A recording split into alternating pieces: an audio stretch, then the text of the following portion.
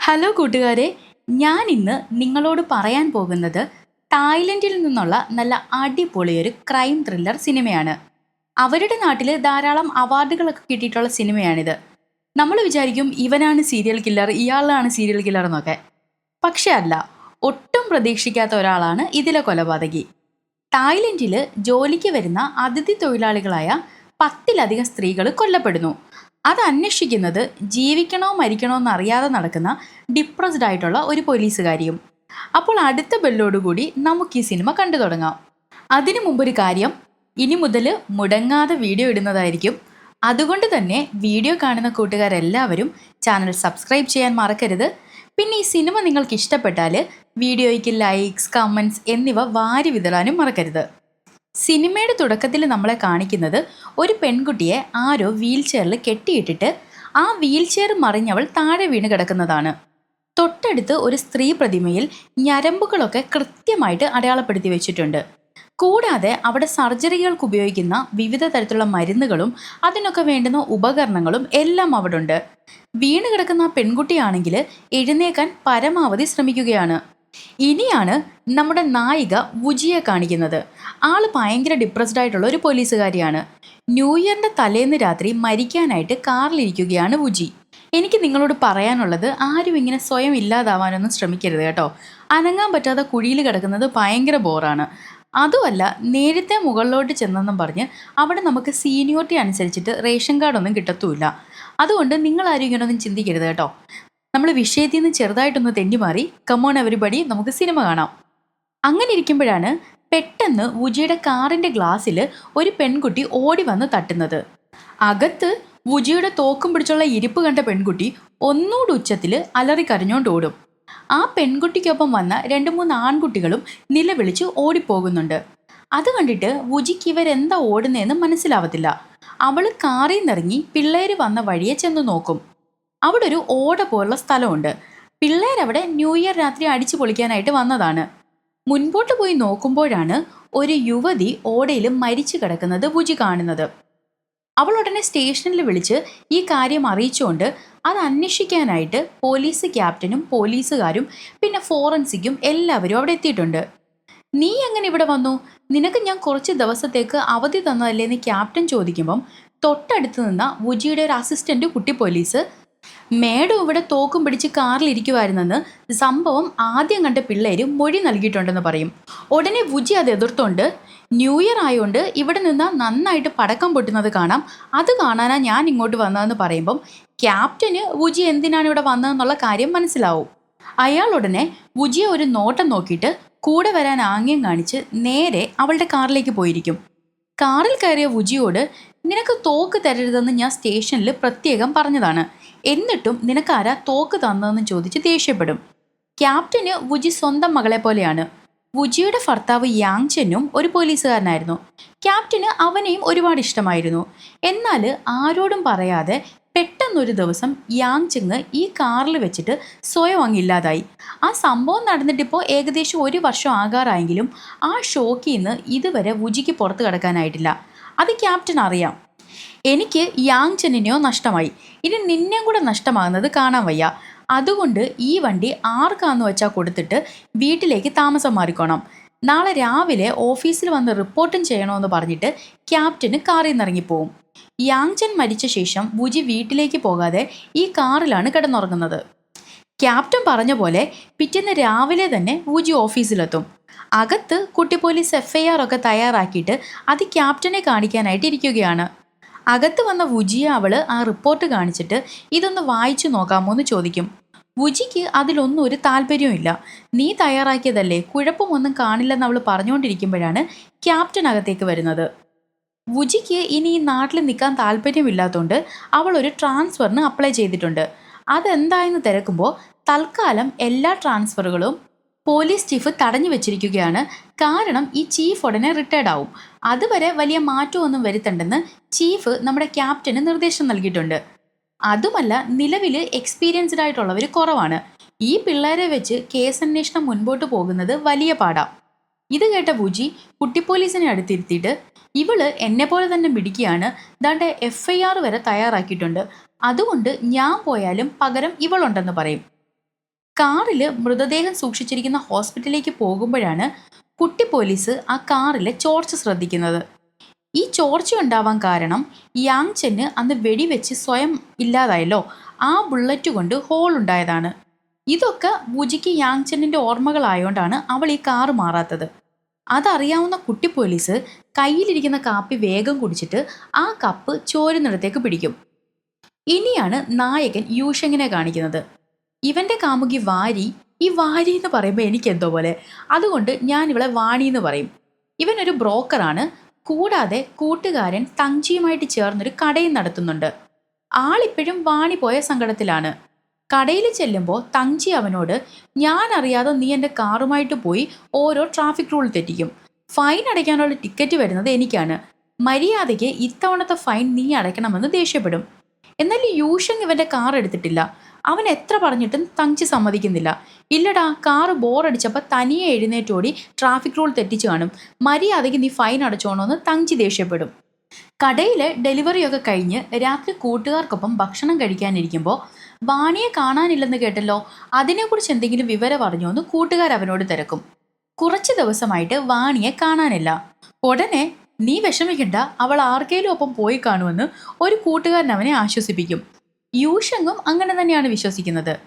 വാണി വേറൊരു നാട്ടിൽ നിന്ന് ഇവിടേക്ക് ജോലി തേടി വന്ന ഒരു അതിഥി തൊഴിലാളിയാണ്. കനാലിൽ നിന്ന് കിട്ടിയ ബോഡി പരിശോധിച്ച ഫോറൻസിക് സർജൻ വുജിയോടും കുട്ടി പോലീസിനോടും അയാൾക്ക് ആ ബോഡി പരിശോധിച്ചപ്പോൾ മനസ്സിലായ കാര്യങ്ങൾ പറഞ്ഞു കൊടുക്കും. ആ യുവതിയുടെ ഹൃദയവും ഇടത് കൈയിലെ മോതിര വിരലും കാണാനില്ല. ഷോൾഡറിൽ കുറച്ച് വാചകങ്ങൾ പച്ച കുത്തിയിട്ടുണ്ട്. പൊതുവെ അന്യസംസ്ഥാന തൊഴിലാളികളാണ് ഇങ്ങനെ ശരീരത്തിൽ പച്ച കുത്താറുള്ളത്. ശരീരത്തിലാണെങ്കിൽ ഒരു തുള്ളി രക്തമില്ല. അതാണെങ്കിൽ കഴുത്തിലൊരു മുറിവുണ്ടാക്കി അതിലൂടെ ഒഴുക്കി കളഞ്ഞിരിക്കുകയാണ്. മരണകാരണം ഇതൊന്നുമല്ല, കാർബൺ മോണോക്സൈഡ് അമിതമായി ശ്വസിച്ചതുകൊണ്ടാണ് മരണം സംഭവിച്ചിരിക്കുന്നത്. ബോഡി പരിശോധിക്കുന്ന സമയം കുട്ടി പോലീസ് വൊമിറ്റ് ചെയ്യാൻ ഓടുന്നത് വുജി ശ്രദ്ധിക്കുന്നുണ്ട്. ഹൃദയവും ഇടത് മോതിരവിരലും തമ്മിലൊരു ബന്ധമുണ്ട്. പണ്ടൊക്കെ ആളുകൾ വിശ്വസിച്ചിരുന്നത് ഹൃദയത്തിലേക്ക് രക്തം എത്തുന്നത് മോതിരവിരലിലൂടെയാണെന്നാണ്. അതുകൊണ്ടാണ് ഈ കാമുകന്മാരും ഭാര്യ ഭർത്താക്കന്മാരും ഒക്കെ ആ വിരലിൽ മോതിരം ഇട്ട് കൊടുക്കുന്നത്. അവിടെയുള്ള ഞരമ്പിനെ വിളിക്കുന്നത് വെയിൻ ഓഫ് ലവ് എന്നാണ്. അതുകൊണ്ട് ഇത് ചെയ്തത് മിക്കവാറും ഈ യുവതിയുടെ കാമുകനോ അല്ലെങ്കിൽ ഭർത്താവോ ആയിരിക്കും. രാത്രി കടയടച്ച് വീട്ടിലേക്ക് ചെല്ലുമ്പോഴാണ് അവൻ്റെ വീടിന് മുന്നിൽ ഒരു പെൺകുട്ടി വാതിലിൽ തട്ടി വിളിക്കുന്നത് യൂഷങ് കാണുന്നത്. അവൻ നേരെ വണ്ടി പാർക്ക് ചെയ്യാനായിട്ട് പോകും. ഇതേ സമയം ക്യാപ്റ്റനൊപ്പം ഭക്ഷണം കഴിക്കാനും ഒപ്പം സർജൻ പറഞ്ഞ കാര്യങ്ങൾ ഡിസ്കസ് ചെയ്യാനുമായിട്ട് വുജിയും കുട്ടി പോലീസും ഒരു റെസ്റ്റോറൻറ്റിൽ ഇരിക്കുകയാണ്. വുജി ആണേൽ ഒന്നിലും താല്പര്യമില്ലാതെ വിരഹജീവിതം നയിക്കുന്നത് ക്യാപ്റ്റൻ ഒട്ടും ഇഷ്ടപ്പെടുന്നില്ല. ഉടനെ ക്യാപ്റ്റൻ, നിനക്ക് ഈ കേസ് അന്വേഷിക്കാൻ താല്പര്യമില്ലെന്നല്ലേ രാവിലെ പറഞ്ഞത്, അതുകൊണ്ട് കേസ് കുട്ടി പോലീസ് അന്വേഷിക്കട്ടെ എന്ന് പറയും. എന്നിട്ട് കുട്ടി പോലീസിനോട്, നിനക്ക് ആരെ വേണേലും ചോദ്യം ചെയ്യാം, ആരെയും അറസ്റ്റ് ചെയ്യാം, പറ്റുന്നത് പോലെ കേസ് അന്വേഷിച്ചാൽ മതിയെന്ന് പറയും. ഇത് കേട്ട വുജി, വെറുതെ എന്നോടുള്ള ദേഷ്യത്തിന് അവളോട് ഓരോന്ന് വിളിച്ച് പറയണ്ട, ഈ കുട്ടിയെ കൊണ്ട് മാത്രം ഒരിക്കലും ഈ കേസ് അന്വേഷിക്കാൻ പറ്റില്ല, എന്നെ നന്നാക്കാനായിട്ട് അവക്ക് തലവേദന കൊടുക്കണ്ടെന്ന് തിരിച്ചു പറയും. ഉടനെ ക്യാപ്റ്റൻ, നിന്നെ നന്നാക്കാൻ ഞാൻ നിന്റെ സ്വന്തം അച്ഛനൊന്നും അല്ലല്ലോ, എനിക്ക് നീ അങ്ങനൊരു സ്ഥാനം തന്നിട്ടുണ്ടായിരുന്നതിൽ നിന്നോട് ഞാൻ എത്ര നാളായിട്ട് ആ കാറ് വിറ്റ് മെൻ്റലി സ്ട്രോങ് ആയിട്ട് പഴയ ഞങ്ങളുടെ വുജിയാകാൻ പറയുന്നു, എന്നിട്ട് നീ അത് കേട്ടിട്ടുണ്ടോ? നീ യാങ്ചുൻ മരിച്ച ശേഷം ഇന്ന് വരെ സ്വന്തം വീട്ടിൽ രാത്രി കിടന്നുറങ്ങിയിട്ടുണ്ടോ എന്നൊക്കെ ചോദിച്ച് ദേഷ്യപ്പെടും. ഈ വഴക്ക് നിർത്താൻ വേണ്ടിയിട്ട് കുട്ടി പോലീസ് ഉടനെ കേസ് ഞാൻ അന്വേഷിക്കാമെന്ന് പറയും. ഉടനെ ക്യാപ്റ്റൻ, പിന്നെ നീ ഒറ്റയ്ക്ക് അന്വേഷിച്ചാലും മതി, ഇപ്പോഴങ്ങ് പ്രതിയെ പിടിക്കും. നിങ്ങൾ ആരും വേണ്ട, ഞാൻ വേറെ ആരെയെങ്കിലും വെച്ച് കേസ് അന്വേഷിപ്പിച്ചോളാം. നിങ്ങൾ രണ്ടുപേരും എന്താന്ന് വെച്ചാൽ ചെയ്തോ. പിന്നെ എൻ്റെ ഭക്ഷണത്തിൻ്റെ കാശ് ഞാൻ കൊടുത്തോളാം. എനിക്ക് ആരുടെ ഓശാരവും ഒന്നും വേണ്ട. ചങ്കൂറ്റോണ്ടടാ എനിക്ക്. എന്നിട്ട് വുജിക്ക് നേരെ തിരിഞ്ഞിട്ട്, നീ ആ കാറിൽ കിടന്നുറങ്ങിയാൽ മതി, നീ ഒരിക്കലും മാറരുത്. എന്നിട്ട് പെട്ടെന്നൊരു ദിവസം നീ ഇല്ലാതായ വാർത്തയും ഞാൻ കേൾക്കും, പോരെ എന്നൊക്കെ പറഞ്ഞ് ദേഷ്യപ്പെടും.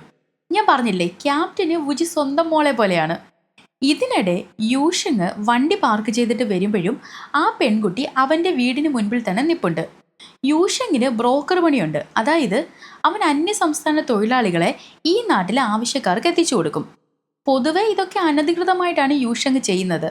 അവളും അത്തരത്തിൽ ജോലി അന്വേഷിച്ച് ഇവിടേക്ക് വന്നതാണെന്ന് മനസ്സിലായ യൂഷങ്, തൽക്കാലം ഇന്ന് രാത്രി ഇവിടെ താമസിച്ചോ, നിനക്ക് ജോലി കിട്ടണമെങ്കിൽ നമുക്കൊരു ഫേക്ക് ID കാർഡ് ഉണ്ടാക്കണം, നാളെ അത് എടുക്കാനായിട്ട് പോകാം, പിന്നെ ബ്രോക്കർ ഫീസ് 7000 രൂപ തരേണ്ടി വരും, നാളെ തന്നെ ജോലി സെറ്റാക്കാം. അപ്പോൾ നിനക്ക് താമസിക്കാൻ പറ്റിയൊരു സ്ഥലവും നാളെ കണ്ടെത്തണമെന്ന് പറയും. ഇതെല്ലാം കേട്ട അവള് വാണി എവിടെ ഉണ്ടെന്ന് തിരിച്ചു ചോദിക്കും. ഇത് കേട്ട യൂഷങ് ഞെട്ടിപ്പോകും. ഈ വന്നിരിക്കുന്നത് വാണിയുടെ സഹോദരി സഫിയനാണ്. കുറേ ദിവസമായി അവളെക്കുറിച്ച് ഒരു വിവരവുമില്ല. അവൾ അവസാനമായിട്ട് വിളിക്കുമ്പോൾ പിറന്നാളിന് വീട്ടിൽ വരുമെന്ന് പറഞ്ഞിരുന്നു. വാണി എവിടെയാണെങ്കിലും പിറന്നാളിൻ്റെ അന്ന് വിളിക്കും. പക്ഷേ വാണിയെക്കുറിച്ച് പിന്നീട് ഒരു വിവരവും ഇല്ല. അതുകൊണ്ടാണ് ചേച്ചി അന്വേഷിച്ച് സഫിയൻ ഇവിടെ വന്നിരിക്കുന്നത്. ഇപ്പോൾ ഏകദേശം ഒരാഴ്ചയായിട്ട് വാണിയെ കാണാനില്ല. ഇത് കേട്ട യൂഷങ്, നീ ഇപ്പോൾ ഇവിടേക്ക് ജോലി അന്വേഷിച്ച് വന്നതാണോ അതോ നിന്റെ ചേച്ചിയെ കണ്ടെത്താൻ വന്നതാണോ എന്ന് തിരക്കും. സഫിയന് വാണിയും യൂഷങ്ങും തമ്മിൽ വർഷങ്ങളായിട്ട് പ്രണയത്തിലായിരുന്നെന്നറിയാം. അതുകൊണ്ടാണ് അവൾ അവനെ തിരക്കി ഇവിടേക്ക് വന്നത്. ഉടനെ യൂഷങ് ചിരിച്ചുകൊണ്ട്, നിന്റെ ചേച്ചിയും ഞാനും ബ്രേക്കപ്പ് ആയിട്ട് 2 ആഴ്ചയ്ക്ക് മേളിലായി, അതവൾ നിന്നോട് പറഞ്ഞില്ലേ എന്ന് ചോദിക്കും. അതും സഫിയൻ അറിയാം. യൂഷങ്ങിനെ വിവാഹം കഴിച്ച് അവൻ്റെ ഒപ്പം താമസിക്കണമെന്നായിരുന്നു വാണിയുടെ ആഗ്രഹം. എന്നാൽ അത്തരം ബന്ധങ്ങളിലൊന്നും യൂഷങ്ങിന് താല്പര്യമില്ലായിരുന്നു. ഇങ്ങനൊക്കെ സഫിയൻ കുറ്റപ്പെടുത്തുമ്പോൾ യൂഷങ്, എന്നിട്ട് നിന്റെ ചേച്ചി എൻ്റെ അടുത്തുനിന്ന് പോയിട്ട് അവൾ മാങ്കോങ് എന്നൊരുത്തിനൊപ്പം കറങ്ങി നടക്കുന്നത് നീ അറിഞ്ഞില്ലേ എന്ന് ചോദിക്കും. ഇത് കേട്ട സഫിയനും ദേഷ്യം വരും. മാങ്കോങ്ങിന് ആദ്യമൊക്കെ വാണിയോട് പ്രേമമായിരുന്നു. പക്ഷേ വാണി ആകെ സ്നേഹിച്ചത് യൂഷങ്ങിനെ മാത്രമായിരുന്നു. വാണിക്ക് മാങ്കോങ് ഒരു സഹോദരനെ പോലായിരുന്നു. എന്നാൽ യൂഷങ് വാണി ഒപ്പം ഉള്ളപ്പോഴും പലപ്പോഴും അവളെ അവഗണിച്ചിരുന്നു. അതിലൊക്കെ വാണിക്ക് നല്ല സങ്കടവും ഉണ്ടായിരുന്നു. അതുകൊണ്ട് മനസ്സ് മടുത്താണ് അവൾ ഒടുവിൽ യൂഷങ്ങിൻ്റെ അടുത്തുനിന്ന് ബ്രേക്കപ്പ് പറഞ്ഞിറങ്ങിയത്. ഇതൊക്കെ കേൾക്കുമ്പം യൂഷങ്ങിനൊരു കുറ്റബോധം തോന്നും. എന്തായാലും നമുക്ക് നിന്റെ ചേച്ചി ആദ്യം കണ്ടുപിടിക്കാം, എന്നിട്ട് അവളോട് തന്നെ ചോദിക്കാമെന്ന് പറയും. ഉടനെ സഫിയൻ, ചേച്ചി നിന്നോടുള്ള ഇഷ്ടം കൊണ്ട് നിനക്കൊപ്പം തന്നെ ഇതെല്ലാം സഹിച്ച് ജീവിക്കാൻ തന്നെയാണ് തീരുമാനിച്ചിരുന്നത്.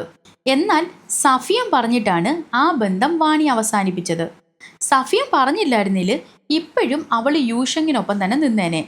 ഇത് കേട്ട് അവന് ശരിക്കും ദേഷ്യവും സങ്കടവും ഒക്കെ തോന്നും. പിന്നെ നീ എന്തിനാടി എന്നെ കാണാൻ വന്നത്? നീ പറഞ്ഞിട്ടല്ലേ അവൾ എൻ്റെ അടുത്തുനിന്ന് ഇറങ്ങിപ്പോയത്. ഇനി നിനക്കെന്താ വേണ്ടതെന്ന് ചോദിച്ച് ദേഷ്യപ്പെട്ടിറങ്ങി അവൻ ആ ബാൽക്കണിയിലേക്ക് പോയി നിന്ന് കരയും. രാവിലെ കാറിൽ കിടന്നുറങ്ങിയ വുജിയുടെ അടുത്തേക്ക് ക്യാപ്റ്റൻ വന്നിട്ട് അവളുടെ വീട്ടിലേക്ക് പോകും. അവിടെ വെച്ച് വുജിക്ക് തലേന്ന് രാത്രി സ്റ്റേഷനിലേക്ക് വന്ന ഒരു കോളിൻ്റെ റെക്കോർഡിങ്സ് കേൾപ്പിച്ചു കൊടുക്കും. ഒരു പുരുഷൻ പബ്ലിക് ബൂത്തിൽ നിന്ന് വിളിച്ചിട്ട് കനാലിൽ നിന്ന് കിട്ടിയ ബോഡി വാണി എന്നൊരു അതിഥി തൊഴിലാളിയുടേതാണെന്ന് പറയും. ഇതൊക്കെ കേട്ടിട്ടും വുജി അത് മൈൻഡ് ചെയ്യാതെ നിൽക്കുന്നത് കണ്ട ക്യാപ്റ്റന് വുജി വീടിനകത്തേക്ക് കയറിയപ്പോൾ യാങ്ചനിൻ്റെ ഓർമ്മകളിൽ സ്റ്റക്കായിട്ട് നിൽക്കുകയാണെന്ന് മനസ്സിലാകും. ഉടനെ ക്യാപ്റ്റൻ അവളെ ആശ്വസിപ്പിക്കാൻ ശ്രമിക്കുന്നുണ്ട്. വുജിക്ക് നേരത്തെ ജോലിയോട് ഭയങ്കര ഒരു പാഷനായിരുന്നു. പലപ്പോഴും അവൾ കേസ് തെളിയിക്കാനായിട്ട് നടക്കുന്നതിനിടയിൽ ഭർത്താവ് യാങ്ചനിൻ്റെ മാനസിക നില തകരുന്നത് മനസ്സിലാക്കിയില്ല. അതുമല്ല, യാങ്ചൻ മരിക്കുന്ന ദിവസവും വുജി കേസ് അന്വേഷണത്തിൻ്റെ പിന്നാലെയായിരുന്നു. ഒരു പക്ഷേ ജോലിയേക്കാൾ പ്രാധാന്യം കുടുംബത്തിന് കൊടുത്തിരുന്നെങ്കിൽ ഒരിക്കലും യാങ്ചൻ മരിക്കില്ലായിരുന്നു എന്നൊരു കുറ്റബോധവും വുജിക്കുണ്ട്. പെട്ടെന്നാണ് സ്റ്റേഷനിൽ നിന്ന് ഇന്നലെ രാത്രി കോൾ വന്ന ബൂത്തിൽ ആരോ ബോംബ് വെച്ചിരിക്കുന്നു എന്ന് വിളിച്ചു പറയുന്നത്. യൂഷങ്ങിനടുത്തെത്തിയ സഫിയനാണെങ്കിൽ ചേച്ചി അന്വേഷിക്കുന്നതിനോടൊപ്പം ചിലവിന് എന്തെങ്കിലും ഒരു ജോലി കൂടി അവൾക്ക് വേണം. അതിനായിട്ട് യൂഷങ്ങും കൂട്ടുകാരൻ തങ്ജിയും ഒപ്പം സഫിയനും അനധികൃതമായിട്ട് ഈ അതിഥി തൊഴിലാളികൾക്ക് ഫേക്ക് ID കാർഡ് ഉണ്ടാക്കി കൊടുക്കുന്ന ചാങ്ഫുവിൻ്റെ സ്റ്റുഡിയോയിലേക്ക് പോകും. സഫിയൻ വാണിയുടെ ഫോട്ടോ കാണിച്ചിട്ട് തങ്ജിയോട് ഇതിൻ്റെ ചേച്ചിയാണ്, കണ്ടിട്ടുണ്ടോ എന്ന് ചോദിക്കും. ഇത് കേട്ട തങ്ജി, ഓ നീ വാണിയുടെ അനിയത്തിയായിരുന്നോ? വെറുതെ അല്ല കാണാൻ ഇത്ര ഭംഗി, ഞാനും വാണിയും തമ്മിൽ നല്ല കൂട്ടായിരുന്നെന്ന് പറയും. എന്നാൽ ഇത് കേട്ട സഫിയൻ, അപ്പോൾ വാണി എവിടെയാണെന്ന് അറിയാമോ എന്ന് ചോദിക്കും. ഇത് കേട്ട തങ്ജി യൂഷങ്ങിനെ ഒന്ന് നോക്കിയിട്ട് പെട്ടെന്ന് ആ വിഷയം അങ്ങ് മാറ്റും. ബോംബ് വെച്ച ബൂത്തിൽ സ്ക്വാഡ് എത്തി പരിശോധിക്കുമ്പോൾ ഇൻഫോമർ പറഞ്ഞ പോലെ ഒരു ചുമന്ന ബോക്സ് കിട്ടും. ഇതേ സമയം സഫിയനെയും കൊണ്ട് യൂഷങ് ചാങ്ഫുവിൻ്റെ സ്റ്റുഡിയോയിലെത്തും. യൂഷങ് കൊണ്ടുവരുന്ന അതിഥി തൊഴിലാളികളാണ് ചാങ്ഫുവിൻ്റെ ആകെയുള്ള കസ്റ്റമേഴ്സ്. അയാളാണ് ഫോട്ടോ എടുപ്പ് മുതൽ ID കാർഡ് ഉണ്ടാക്കുന്നവരെയുള്ള എല്ലാ കാര്യങ്ങളും ചെയ്യുന്നത്. ID കാർഡിലെ ഫോട്ടോ നല്ല പ്ലസൻ്റ് ആയിട്ടില്ലെങ്കിൽ പോലീസ് എപ്പോഴെങ്കിലും ID കാർഡ് ചെക്ക് ചെയ്യുമ്പം പ്രശ്നമാകും. അതിന് നന്നായിട്ട് ചിരിച്ച് ഹാപ്പി ആയിരിക്കാൻ ചാങ്ഫു ആവശ്യപ്പെടും. തങ്ജി ആണെങ്കിൽ സഫിയനെ ചിരിപ്പിക്കാനായിട്ട് തക്കിടുവേ ചുച്ചുടു എന്നൊക്കെ സൈഡിൽ നിന്ന് കാണിക്കുന്നുണ്ട്. ബൂത്തിൽ നിന്ന് കിട്ടിയ ചുമന്ന പെട്ടി സ്കാൻ ചെയ്ത് നോക്കുമ്പോൾ അതിൽ കണ്ടത് 2 ഹാൻഡ് കഫ്, വാണിയുടെയും സഫിയൻ്റെ ഫോട്ടോ, കുറച്ച് പൈസ, വാണിയുടെ ഗ്ലൗസ്, ഇതൊക്കെയാണ്. ഇതെല്ലാം വുജിയും കുട്ടി പോലീസും പരിശോധിക്കും. ആ ബോക്സിൽ നിന്നൊരു ഫിംഗർ പ്രിന്റ് ഫോറൻസിക് കണ്ടെടുത്തിട്ടുണ്ട്. അത് മാങ്കോങ് എന്ന മറ്റൊരു അതിഥി തൊഴിലാളിയുടേതാണ്. കഴിഞ്ഞ 10 വർഷമായിട്ട് അയാൾ ഈ നാട്ടിലാണ് ജോലി ചെയ്യുന്നത്. വാണി ഈ നാട്ടിലെത്തിയിട്ട് 6 വർഷമായി. എന്നാൽ കഴിഞ്ഞ ഒരാഴ്ചയ്ക്ക് മുകളിലായിട്ട് വാണിയെ കാണാനില്ലായിരുന്നു. കൊലപാതകി മിക്കവാറും വാണിയുടെ ബോഡി ഒരുപക്ഷെ പുഴയിലിട്ടിട്ട് അത് കനാലിലൂടെ ഒഴുകി വന്ന് അടിഞ്ഞതാകാനാണ് സാധ്യത. ഫോൺ ബൂത്തിൽ നിന്ന് വിളിച്ചു പറഞ്ഞതും മാങ്കോങ് ആണ്. ഇപ്പോൾ ബോംബ് വെച്ചതും മാങ്കോങ് ആണ്. അതിനർത്ഥം മാങ്കോങ്ങിന് ഒരുപക്ഷെ വാണിയെ നല്ല പരിചയം കാണും. ഒപ്പം അവളെ ഇല്ലാതാക്കിയത് ആരാന്നും അറിയായിരിക്കും. അതുകൊണ്ട് അത് പോലീസ് കണ്ടെത്താനായിട്ടാണ് അവളുടെ സാധനങ്ങൾ എത്തിച്ചതും വാണിയുടെ ബോഡിയാണെന്ന് പോലീസിനെ അറിയിച്ചതും. മിക്കവാറും വാണിയുടെ കാമുകൻ തന്നെയായിരിക്കും ഇത് ചെയ്തത്. ആദ്യം മാങ്കോങ്ങിനെ കണ്ടെത്തണമെന്ന് വുജിക്കുട്ടി പോലീസിനോട് പറയും. കുട്ടി പോലീസ് ഉടനെ ആവേശത്തോടെ മേഡത്തിന്റെ ബുദ്ധി സമ്മതിക്കണമെന്നും പറഞ്ഞ് അവളുടെ നെറ്റിയിൽ ഒരു അടി കൊടുക്കും. എന്നാൽ പെട്ടെന്ന് കുട്ടി പോലീസ് മാങ്കോങ്ങിനെല്ലാം അറിയാമെങ്കിൽ എന്തുകൊണ്ട് സ്റ്റേഷനിൽ നേരിട്ട് വന്ന് വിവരം പറഞ്ഞില്ല, എന്തിനാ അവൻ ഇങ്ങനൊരു കുറുക്ക് വഴി ചെയ്തതെന്ന് ചോദിക്കും. ഉടനെ വുജി, നിനക്കൊരു കൂട്ടുകാരിയുണ്ട്, അവൾ ഒരു ദുരൂഹ സാഹചര്യത്തിൽ മരിച്ചു, അവൾക്കത് എങ്ങനെയാ പറ്റിയതെന്ന് നിനക്ക് അറിയുകയും ചെയ്യാം. പക്ഷേ അവളും നീയും എല്ലാം ഈ നാട്ടിൽ അനധികൃതമായിട്ട് നിൽക്കുന്നതെങ്കിൽ ആ ഒരു കാര്യം നീ എങ്ങനെ പോലീസിൽ വന്ന് പറയും? ഒരിക്കലും പറയത്തില്ല. പകരം ഐഡന്റിറ്റി വെളിപ്പെടുത്താതെ രഹസ്യമായിട്ട് ഏതേലും ഫോൺ ബൂത്തിൽ നിന്ന് വിളിച്ചു പറയാനാകും ശ്രമിക്കുക. അതുതന്നെയാണ് മാങ്കോങ്ങും ചെയ്തത്. എത്രയും പെട്ടെന്ന് മാങ്കോങ്ങിന്റെ ഫോൺ നമ്പർ ട്രേസ് ചെയ്തിട്ട് അവനിപ്പോൾ എവിടെയാ ഉള്ളതെന്ന് കണ്ടുപിടിക്കണം. ഒപ്പം ആരൊക്കെയായിട്ട് അവൻ കോണ്ടാക്ട് ചെയ്യുന്നതെന്ന് നോക്കാനും വുജി പറയും. ഇതിനിടെ സഫിയന്റെ ഫോണിലേക്ക് വാണിയുടെ കൂട്ടുകാരിയാണെന്ന് പരിചയപ്പെടുത്തി യതി എന്നൊരു സ്ത്രീ വിളിക്കും. എന്നിട്ട് നിന്റെ ചേച്ചി വാണി ഒരു പ്രശ്നത്തിൽപ്പെട്ടിരിക്കുകയാണ്, അതുകൊണ്ടാണ് അവൾ ഒളിച്ചിരിക്കുന്നത്. വാണി പറഞ്ഞിട്ടാണ് ഞാനിപ്പോൾ നിന്നെ വിളിക്കുന്നത്. കുറച്ച് ദിവസം കഴിഞ്ഞാൽ നിന്റെ പിറന്നാളല്ലേ, അപ്പോൾ ഞാൻ നിനക്ക് ഒന്നുകൂടെ വിളിക്കും, എന്നിട്ട് കാർ അയക്കാം, അതിൽ വന്നാൽ മതി, വാണിയെ കാണാം. തൽക്കാലം ഇത് ആരെയും അറിയിക്കേണ്ട, ചുറ്റുമുള്ള ആരെയും വിശ്വസിക്കാനും നിൽക്കണ്ട എന്ന് പറയും. ഇതെല്ലാം കൂടി കേട്ടിട്ട് സഫിയൻ ആകപ്പാട് കൺഫ്യൂസ്ഡ് ആവും.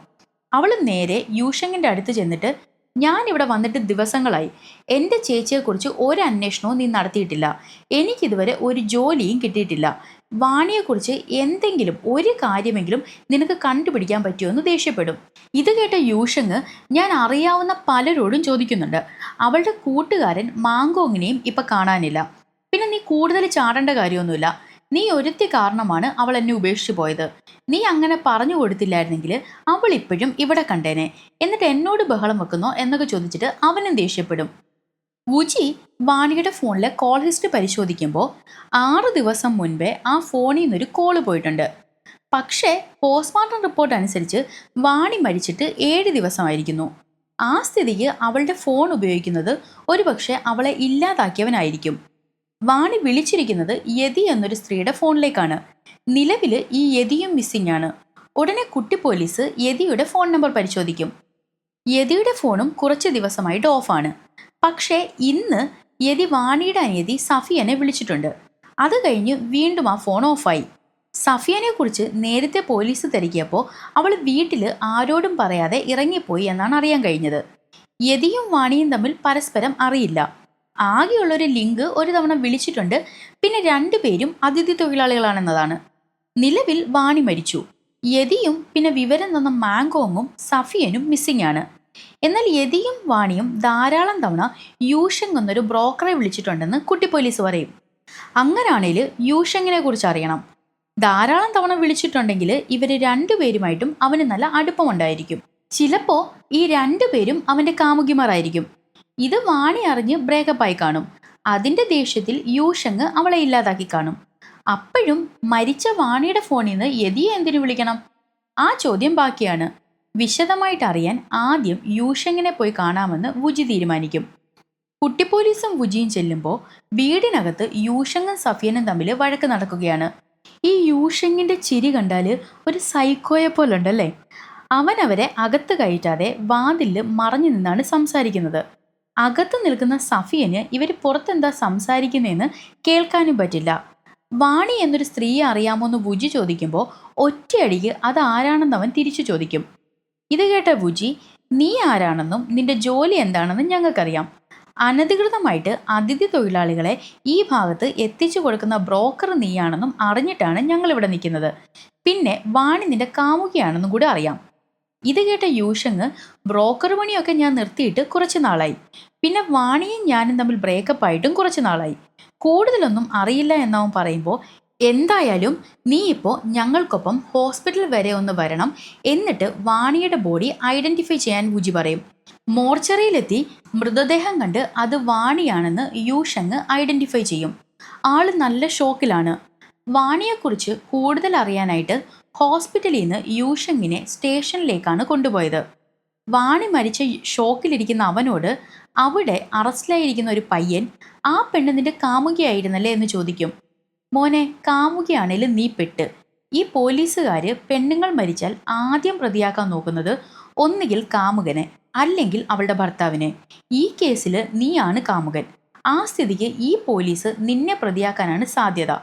ഇത് കേട്ട് ഇഷ്ടപ്പെടാതെ യൂഷങ് അവിടെ നിന്നും എഴുന്നേറ്റ് മാറാൻ പോയതും ആ പയ്യൻ പിന്നെയും, നിന്നെ കാണാൻ നല്ല ഭംഗിയുണ്ടല്ലോ, എന്നിട്ട് നിനക്ക് ഈ വൃത്തിയില്ലാത്ത അതിഥി തൊഴിലാളികളെ പ്രേമിക്കാൻ കിട്ടിയുള്ളോ എന്നൊക്കെ വാണിയെക്കുറിച്ചിട്ട് മോശമായിട്ട് പറയും. ഒന്നാമത് അവൾ മരിച്ച ഷോക്കിൽ നിൽക്കുന്ന യൂഷങ്ങിന് ഇതെല്ലാം കൂടെ കേട്ട് അവൻ്റെ കൺട്രോൾ പോകും. അവൻ ഒന്നും നോക്കാതെ ആ പയ്യനെ ചന്നം ഭിന്നം എടുത്തിട്ട് അങ്ങ് അലക്കും. അത് കണ്ട് പോലീസുകാർ ഒരു വിധത്തിൽ യൂഷങ്ങിനെ പിടിച്ചു മാറ്റും. സംഭവം എന്താണെന്ന് വെച്ചാൽ, ഈ പയ്യൻ ഈ സ്റ്റേഷനിലെ ഒരു പോലീസാണ്. യൂഷങ്ങിനോട് ഒന്ന് കമ്പനിയായിട്ട് കാര്യങ്ങൾ മനസ്സിലാക്കാൻ വുജി പറഞ്ഞിട്ടാണ് അവൻ ഓരോന്ന് ചോദിച്ചത്. ഇങ്ങനാണോ ഒരാളോട് അടുക്കാൻ ശ്രമിക്കുന്നതെന്ന് വുജി ചോദിക്കുമ്പോൾ, ഞാൻ ഇച്ചിരി ഫ്രണ്ട്ലി ആവാൻ നോക്കിയതാ, ഇനി ഇമ്മാതിരി നാടകത്തിന് എന്നെ വിളിക്കരുതെന്ന് അവൻ പറയും. ഇനി നീ ഇങ്ങോട്ട് പറഞ്ഞാൽ പോലും ഇങ്ങനെയുള്ള കാര്യത്തിന് ഓവർ ആക്ട് ചെയ്താൽ നിന്നെ വിളിക്കില്ലെന്നും പറഞ്ഞ് വുജി നേരെ യൂഷങ്ങിൻ്റെ അടുത്തേക്ക് പോകും. അവനാണേൽ അവിടെ ഇരുന്ന് ഭയങ്കര കരച്ചിലാണ്. ആ കരച്ചിലൊന്ന് അടങ്ങിയതും വുജിയും കുട്ടി പോലീസും കൂടെ അവൻ്റെ അടുത്തേക്ക് ചെല്ലും. സമാധാനത്തോടെ കാര്യങ്ങൾ അറിയാൻ വേണ്ടിയിട്ട് വുജി ആദ്യം വാണിയെക്കുറിച്ച് ചോദിക്കും. അതിനവൻ സങ്കടത്തോടെ, അവൾക്ക് എന്നെ കല്യാണം കഴിക്കാനായിരുന്നു താല്പര്യം, പക്ഷെ ഞാൻ അതൊന്നും ശ്രദ്ധിച്ചില്ല, ഒടുവിൽ അവളായിട്ട് എൻ്റെ അടുത്തുനിന്ന് പോയി. യൂഷങ് വിളിച്ചാൽ വാണി ഫോൺ എടുക്കില്ലായിരുന്നു. എന്നാൽ ഒരു ദിവസം അവൾ ഇങ്ങോട്ട് വിളിച്ചിട്ട്, ഇനി മേലാൽ ശല്യം ചെയ്യരുത്, ഈ ബന്ധം എന്നേക്കുമായിട്ട് അവസാനിപ്പിക്കുകയാണെന്നും പറഞ്ഞ് ഫോൺ കട്ടാക്കി പോവും. പലപ്പോഴും അവളെ വിളിച്ചെങ്കിലും ഒരിക്കൽ പോലും അവൾ ഫോൺ എടുത്തിട്ടില്ല. വീട്ടിൽ നിന്ന് വഴക്കിട്ട് പോയ പിന്നെ കാണുന്നത് ഇപ്പോൾ ഈ മോർച്ചറിയിൽ വെച്ചാണ്. അന്യ സംസ്ഥാന തൊഴിലാളികൾ ആരെങ്കിലും നിന്നിപ്പോൾ വിളിക്കാറുണ്ടോയെന്ന് വുജി ചോദിക്കുമ്പോൾ, ബ്രോക്കർ പണി വിട്ടേ പിന്നെ ആരുമായും കോണ്ടാക്റ്റ് ഇല്ല. വാണിക്കൊരു അനിയത്തിയുണ്ട് സഫിയൻ, അവളെ അറിയാമോ എന്ന് വുജി തിരക്കും. എന്നാൽ വാണിയുടെ വീട്ടുകാരെക്കുറിച്ചോ അനിയത്തിയെക്കുറിച്ചോ അറിയില്ലെന്ന് അവൻ പറയും. ഉടനെ വുജി യതിയുടെ ഫോട്ടോ കാണിച്ചിട്ട്, ഈ യുവതിയെ അറിയാമോ, ഇവളും മിസ്സിംഗ് ആണെന്ന് പറയും. ആ ഫോട്ടോ കണ്ട അവന് പെട്ടെന്ന് യതി മരിച്ചു കിടക്കുന്നത് ഓർമ്മ വരും. അതവൻ പുറത്ത് കാണിക്കാതെ ഇവളെയും അറിയില്ലെന്ന് പറയും. എന്നിട്ട് കുട്ടി പോലീസിൻ്റെ കയ്യിലെ മിസ്സിംഗ് ആയ പെൺകുട്ടികളുടെ എല്ലാം ഫോട്ടോ തട്ടിപ്പറിച്ച് വാങ്ങിയിട്ട് അവരെ കളിയാക്കുന്ന പോലെ ഓരോന്നും നോക്കി അറിയില്ല അറിയില്ല എന്നിങ്ങനെ പറഞ്ഞുകൊണ്ടിരിക്കും. ഉടനെ വുജി മാങ്കോങ്ങിൻ്റെ ഫോട്ടോ കാണിച്ചിട്ട്, ആരെയും അറിയാത്ത സ്ഥിതിക്ക് ഇവനെ അറിയില്ലായിരിക്കും അല്ലേ എന്ന് ചോദിക്കും. അതിനവൻ ചിരിച്ചുകൊണ്ട് ഇല്ലെന്ന് പറയും. യൂഷങ്ങിന് ആരോടോ വാശി തീർക്കുന്ന പോലത്തുള്ള ഒരു ആറ്റിറ്റ്യൂഡാണ്. അവൻ ആരെയും അറിയില്ലെന്ന് പറഞ്ഞത് കള്ളമാണെന്ന് വുജിക്ക് മനസ്സിലാകും. സ്റ്റേഷനിൽ നിന്നിറങ്ങി വീട്ടിലെത്തിയ ഉടനെ യൂഷങ് സഫിയൻ്റെ സാധനങ്ങളെല്ലാം ബാഗിലാക്കി അവളെയും പിടിച്ച് വലിച്ച് വീടിന് വെളിയിൽ കൊണ്ടുവരും. തങ്ജി അവിടെ നിൽപ്പുണ്ട്. സഫിയനാണേൽ കാര്യം എന്താണെന്ന് മനസ്സിലാവില്ല. അതവൾ ചോദിക്കുമ്പോൾ, നിന്നെ കാണാനില്ലെന്ന് പരാതിയുണ്ട്, അതുകൊണ്ട് തൽക്കാലം നീ നിന്റെ വീട്ടിലേക്ക് തിരികെ പോകുന്നതാണ് നല്ലത്, കാറിലിരിക്കാൻ പറഞ്ഞ് യൂഷങ് നേരെ വീടിനകത്തേക്ക് കയറും. എന്നിട്ട് പല സ്ഥലത്തായി അവൻ ഒളിപ്പിച്ച് വെച്ചിരിക്കുന്ന പൈസ എടുത്തുകൊണ്ട് വന്ന് അത് സഫിയന് കൊടുത്തിട്ട്, പോലീസ് നിന്നെ തിരയുന്നുണ്ട്, തൽക്കാലം പിടികൊടുക്കാതെ നിന്റെ വീട്ടിലേക്ക് തിരിച്ചു പോ, പോലീസ് പിടിച്ചാൽ നിന്റെ കാര്യം ഭയങ്കര കഷ്ടത്തിലാകും. ദേഷ്യം വന്ന സഫിയൻ ആ പണം അവൻ്റെ മുഖത്തേക്കെറിയും. എന്നിട്ട്, ഞാൻ എൻ്റെ ചേച്ചിയെ കാണാതെ തിരികെ പോകില്ലെന്ന് പറയും. അപ്പോഴാണ് യൂഷങ് വിഷമത്തോടെ, നിന്റെ ചേച്ചി ഇനി ഒരിക്കലും തിരികെ വരില്ലെന്ന് പറയുന്നത്. ഇത് കേട്ട സഫിയൻ ദേഷ്യവും സങ്കടവും സഹിക്കാനാവാതെ അവനെ പിടിച്ച് തള്ളിയിട്ട് ഒടുവിൽ പോകാമെന്ന് സമ്മതിക്കും. ഇതെല്ലാം ആ റോഡിൻ്റെ സൈഡിലിരുന്ന് വുജിയും കുട്ടി പോലീസും കാണുന്നുണ്ട്. സഫിയൻ ബാഗ് എടുത്ത് പോകുന്നതിന് മുമ്പ് കാറിൻ്റെ ഡിക്കിയിൽ കിടന്ന ഒരു കമ്പി എടുത്തിട്ട് ദേഷ്യത്തിൽ ആ വണ്ടിക്കിട്ടൊരു അടി കൊടുക്കും. അപ്പോഴാണ് കുട്ടി പോലീസ് അതിശയത്തോടെ വുജിയോട്, ഇത് വാണിയുടെ അനിയത്തി സഫിയൻ അല്ലേ എന്ന് ചോദിക്കുന്നത്. സഫിയൻ യുഷാങ്ങിനൊപ്പം കാണുമെന്ന് വുജിക്ക് നല്ല ഉറപ്പുണ്ടായിരുന്നു. അതുകൊണ്ടാണ് അവൾ വണ്ടിയിട്ട് റോഡിലിങ്ങനെ അവനെ വാച്ച് ചെയ്തുകൊണ്ടിരിക്കുന്നത്. തങ്ചി ഒരുവിധം സഫിയനെ കാറിൽ കയറ്റി യൂഷങ്ങിനെ അത് വിളിച്ചു പറയും. യൂഷങ്ങിന്റെ വണ്ടിയെ പിന്തുടർന്ന് വുജിയും കുട്ടി പോലീസും പിന്നാലെ തന്നെയുണ്ട്. ഒരു വണ്ടി തന്നെ ഫോളോ ചെയ്യുന്നുണ്ടെന്ന് യൂഷങ് ശ്രദ്ധിച്ച ആ സമയം തന്നെ വുജി വേറെ വഴിക്ക് വണ്ടി തിരിക്കും. അവൾ അത്രയ്ക്ക് ബ്രില്യൻ്റ് ആണ്. യൂഷങ് പോകുന്നത് ഒളിച്ചിരിക്കുന്ന മാങ്കോങ്ങിന്റെ അടുത്തേക്കാണ്. യൂഷങ്ങിനെ കണ്ട മാങ്കോങ് ഞെട്ടിപ്പോകും. ഇതേ സമയം മറ്റൊരു വഴിയിലൂടെ പോയെങ്കിലും വുജി കൃത്യമായിട്ട് യൂഷങ് പോയിടത്തേക്ക് തന്നെ എത്തും. മാങ്കോങ്ങിനോട് ബാക്കിയുള്ളവർക്ക് എന്താ പറ്റിയെന്ന് അവൻ ചോദിക്കുമ്പോൾ ഉടനെ മാങ്കോങ് കരഞ്ഞുകൊണ്ട് അവനൊന്നും അറിയില്ലെന്ന് പറഞ്ഞ് ബഹളം വെക്കാൻ തുടങ്ങും. ഉടനെ യൂഷങ് വാണിക്ക് എന്താ പറ്റിയത്, പോലീസ് നിന്നെയാണ് സംശയിക്കുന്നതെന്ന് പറഞ്ഞതും അവൻ കരയാൻ തുടങ്ങും. നീ സത്യം എന്തായാലും എന്നോട് തുറന്നു പറയാൻ യൂഷങ് അവനോട് ആവശ്യപ്പെടും. വീടിനകത്ത് മാങ്കോങ് കാണുമെന്ന് ഉറപ്പുള്ള വുജി കുട്ടി പോലീസിനോട് അകത്ത് അവർ രണ്ടുപേരും കാണും, അതുകൊണ്ട് നീ തൽക്കാലം പുറത്തിറങ്ങണ്ട, ബാക്കപ്പിന് ആളെ വിളിക്കാൻ പറഞ്ഞ് വുജി പുറത്തേക്കിറങ്ങും. എന്നാൽ ക്യൂരിയോസിറ്റി അല്പം കൂടിയ കുട്ടി പോലീസ് വുജിക്ക് പിന്നാലെ പോകും. അകത്തേക്ക് കയറിയ വുജി കാണുന്നത് കരഞ്ഞുകൊണ്ടോടുന്ന മാങ്കോങ്ങിനെയാണ്.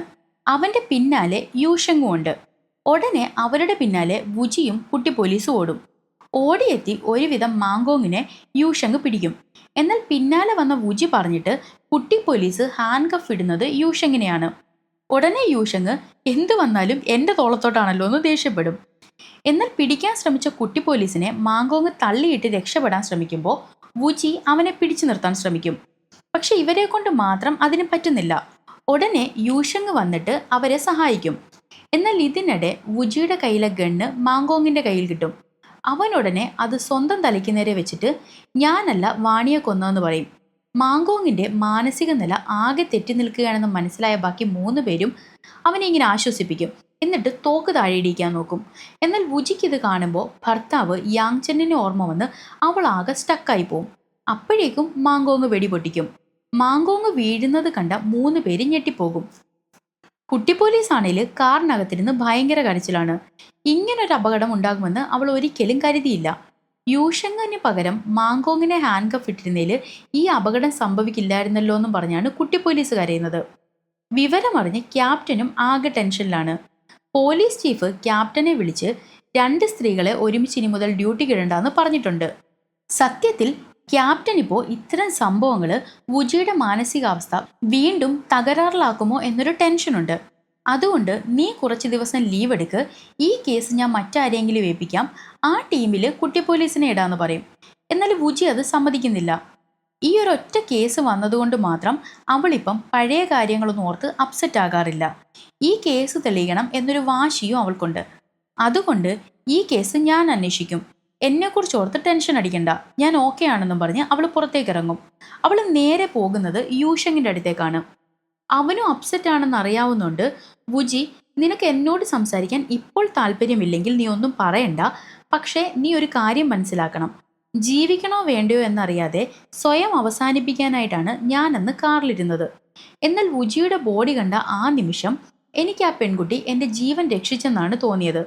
അതുകൊണ്ട് അവൾക്ക് എന്താ പറ്റിയതെന്നും അവളോട് ആരാണ് ഈ ക്രൂരത ചെയ്തതെന്നും എനിക്കറിയണം. നിനക്ക് വാണി ഒരുപാട് ഇഷ്ടമാണെന്നും അവൾക്ക് എന്താ പറ്റിയെന്നറിയാൻ നീയും ആഗ്രഹിക്കുന്നുണ്ട്. അതുകൊണ്ട് നീ നിനക്കറിയാവുന്ന കാര്യങ്ങൾ സത്യസന്ധമായി എന്നോട് പറയണമെന്നും പറഞ്ഞ് അവളുടെ നമ്പർ കൊടുക്കും. ഉടനെ യൂഷങ് മാങ്കോങ് ഈ കേസിൽ നിരപരാധിയാണെന്ന് മാത്രം പറയും. സ്റ്റേഷനിൽ നിന്നിറങ്ങിയ വുജി പതിവില്ലാതെ അന്ന് രാത്രി ക്യാപ്റ്റൻ ആഗ്രഹിക്കുന്നത് പോലെ അവളുടെ വീട്ടിലേക്ക് പോയി അവിടെ ഭക്ഷണം ഉണ്ടാക്കി കഴിക്കും.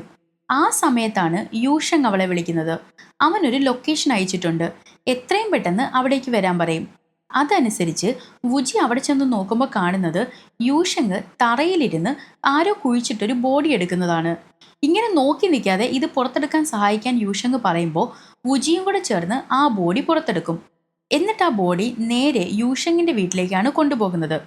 ആ ബോഡി കാണാതായ യതിയുടേതാണ്. സംഭവം എന്താന്ന് വെച്ചാൽ കുറച്ച് ദിവസം മുൻപ് യൂഷങ് അതിഥി തൊഴിലാളികളെ ജോലിക്ക് കൊടുത്ത ഒരു കടയിലെ മുതലാളി അവനെ വിളിച്ച് അത്യാവശ്യമായി അവിടേക്ക് വരാൻ ആവശ്യപ്പെടും.